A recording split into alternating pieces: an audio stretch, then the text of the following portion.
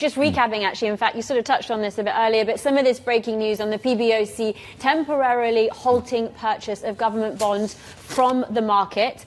Meanwhile, in Chinese media, we also have the PBOC-backed Financial News publishing a piece warning against betting too much on monetary easing. Quoting the global chief economist of Bank of China International, the paper says markets shouldn't overinterpret the central bank's moderately loose policy. The Economist cites pressures on the yuan and warns of systemic financial risk from low interest rates affecting banks and institutional investors. Let's bring in Bloomberg Intelligence head of FX and rates strategy, Chiu. Stephen, just to begin with some of that breaking news, the halt of purchases. We had our strategist Mark Cranfield on earlier saying this is a desperate measure from authorities. What's your take? And talk us through some of the sort of potential unintended consequences as well of this. I think it's not really a surprise because PBOC has actually met the bond traders, stopping them from buying. It didn't work. Yields still keep dropping towards record lows in 10 years, 30 years. So that's what they really have to do because basically this is QE. They've been doing this since August last year, basically, because nobody's picking up the CGBs. They have to step in. It's kind of like Japan. So now today they say they're going to temporarily stop it, meaning that they're going to come back, and they will have to come back.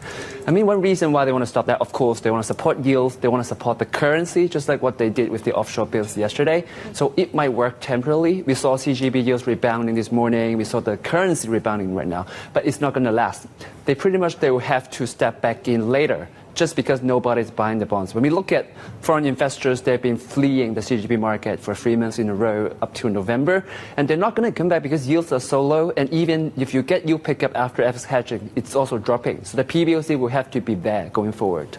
Is there anything, and this goes back to one of the things you always point out, Stephen, that this record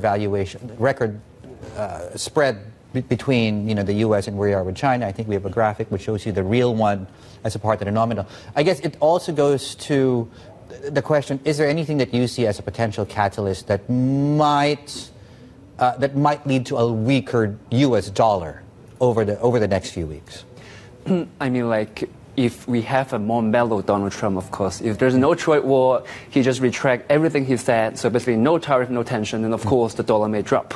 But everybody knows what's the odds of that, I can't really tell. And apart from that, a more dovish Fed. If the U.S. data weakens massively, like job data, for example, inflation data, then the Fed could be afford to cut faster. But again, we can see the data is actually quite stubborn and resilient. So that's, again, a very low odd of the dollar crashing, basically. There we go. Stephen Chiu, of course, highlighting, and I guess the other point we want to make is the jobs report is coming out later today, and something really that the PBOC is really indirectly having to deal with as a side effect and a headache there.